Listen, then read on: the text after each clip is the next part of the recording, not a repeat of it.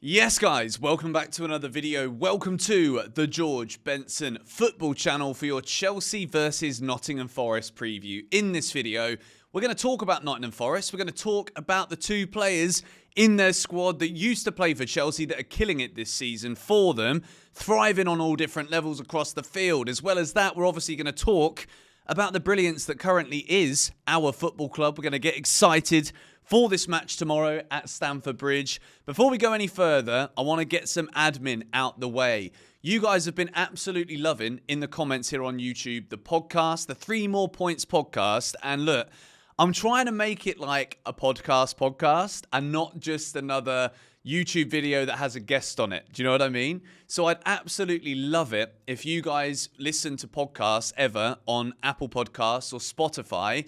I'm going to stick QR codes up on the screen here. If you want to go and follow it, please do. It would mean a lot to me if you could leave it a review. If you've been enjoying it, even if you're not enjoying it, I just love some feedback so that it can be like treated on the internet a bit more like a podcast, because it's getting lots of views on YouTube, but it's not really getting listened to. So it doesn't really get considered a podcast. So that would be ace. Subscribe to the channel if you're new. Smack a like if you're enjoying the videos recently. And let's get into the meat and potatoes of it all, shall we? First things first, I didn't want to remind you about this, but I think it's contextually very important that we put this up on the screen here. These are the match stats from Chelsea 0, Nottingham Forest 1 in 2023 at the beginning of last season. It feels like a lifetime ago because it was. We had Mauricio Pochettino as a manager, and Nottingham Forest did not have Nuno Espirito Santo. They had Steve Cooper as their boss. They came to Stamford Bridge, had 23.9% of possession, had a third of the shots, but they beat us. And the reason that Chelsea lost this game isn't because we dominated possession, but it is because we only literally had less than 10% of our shots even on target to challenge the goalkeeper. 21 shots and only 2 shots on target is absolutely abysmal.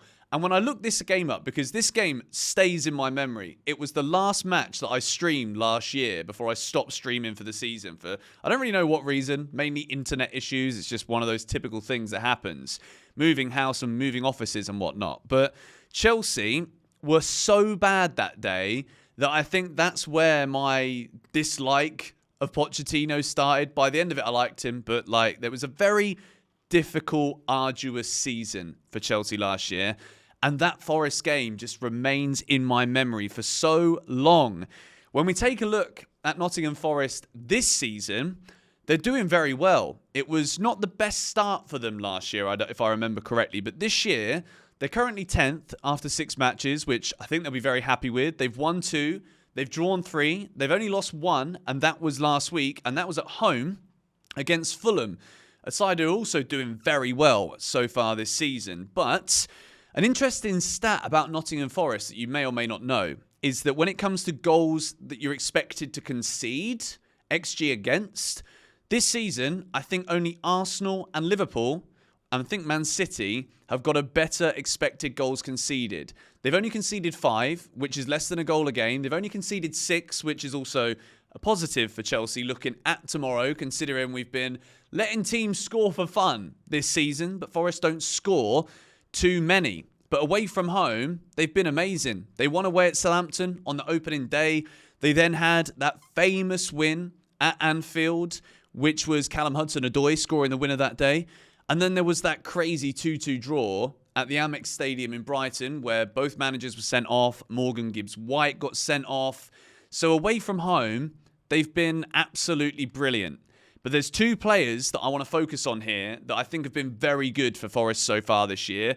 And they both used to play for Chelsea. The first one is Ola Aina, who's the right back for Nottingham Forest. I think when it comes to looking at players in the Premier League who don't play for a big club but absolutely deliver game on game, Ola Aina is one of those guys. He's the 3rd highest minutes this season of any Forest player out there. He's started all matches so far this year. And I think he's a really solid player. Jadon Sancho is going to have his work cut out on that left side. Little spoiler for my team that we're going to build in a moment.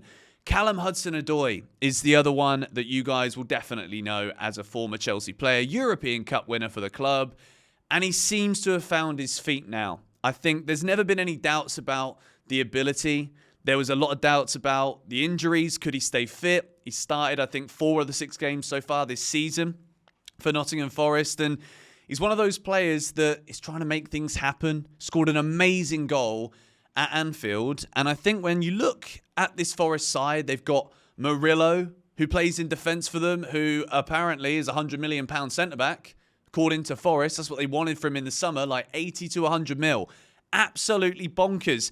They got Sells in goal, who's had a very good season so far. They are doing very well. I think Nuno Espirito Santo is a good manager for them. As much as I don't really rate him, I'd never want him at Chelsea. He's managed at Spurs. I don't want anyone who's managed at Spurs anywhere near Chelsea ever again. Because I want Maresca forever if he keeps on flipping winning. Please, get the job done. This is not an easy match. Forest have only lost once. Their away record is really, really good. But let's talk about our Chelsea now, shall we? As much as we've spoken a lot about them this week, because, well, that's what you subscribe to GBFC for. We talk about the mighty Blues from West London.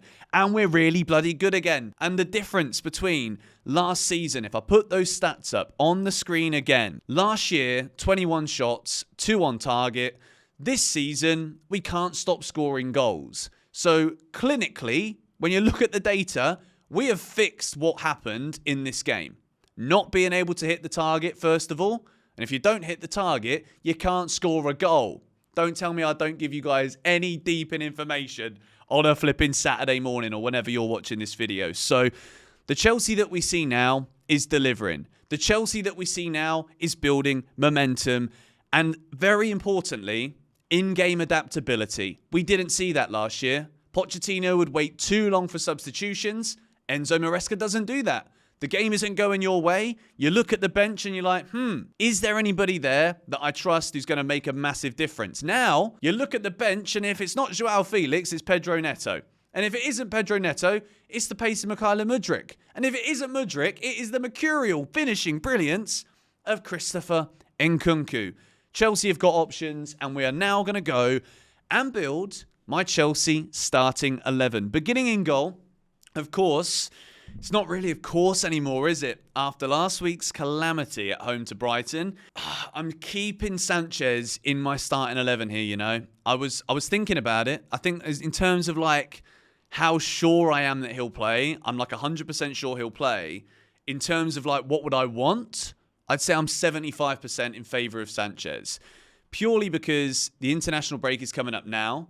I genuinely feel as though this is the game where if he makes high-profile mistakes again, whether it affects the outcome of the match or not, I think Jorgensen would start upon the international return.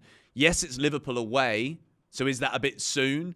But I think Sanchez, Maresca protected him by saying it was Malo Gusto's fault for one of the goals last week, but like still, you can't excuse what is just bad ability on the ball. Like, it's obvious. You can't put the wool over my eyes there.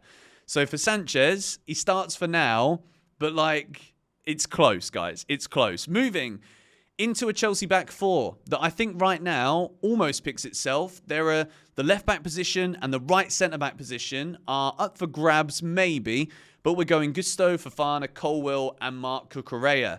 Renato Vega is knocking on the door because he's just a class footballer. But I think Cucurella so far this season has been one of the best defenders in the league. Wesley Fofana, I'm picking him still. I think continuity is key right now. We saw some good defensive Chelsea displays and then last week, stinkers from Sanchez. So hopefully we can go back to seeing that Fofana-Colwill partnership continuing to rise and build. Tosin is the guy knocking on the door.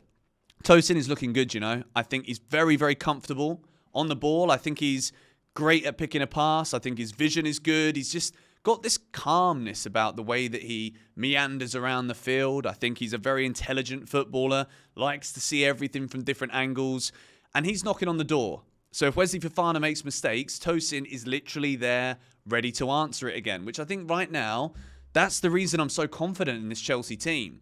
Because, like we said in the podcast yesterday, go and check it out if you haven't already. It's a cracking episode. But there's no passengers right now. No one can rest on their laurels. No one can be sure that their place is secure.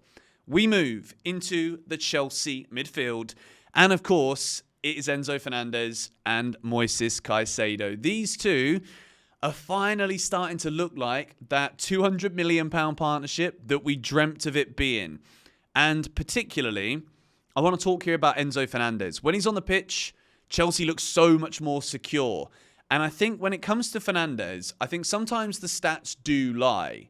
Or they don't lie, but they don't tell the full story. Because when Enzo's on the field and he can scan around and see where players are and dictate the pass before the pass that is even before the pass of the assist. And look, people remember who gets the goals. People remember who gets the assists. But I've seen it. I'm just going to say it now because I get told that I don't like him. I get told that I hate him. But I've seen the work that Enzo Fernandez is putting in.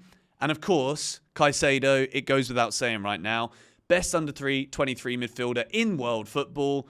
And he's been absolutely fantastic. So that midfield pivot once again for Chelsea. Moving into the front four. And I've decided to rest Cole Palmer for this game. Joking. Audience retention is the king on YouTube. So bloody hell. Hold your horses, all right? We have got a front four, of course, that has Cole Palmer in the number 10. Jadon Sancho on the left, Nicholas Jackson up top, and Noni Madueke keeps his place on the right wing. When we're talking about those players proverbially knocking on the door, right now, Madueke's position is not secure. As much as 2 weeks ago, I made that video talking in great detail and in great depth about Noni, why I really like him, why I think he's such a key player for us this season.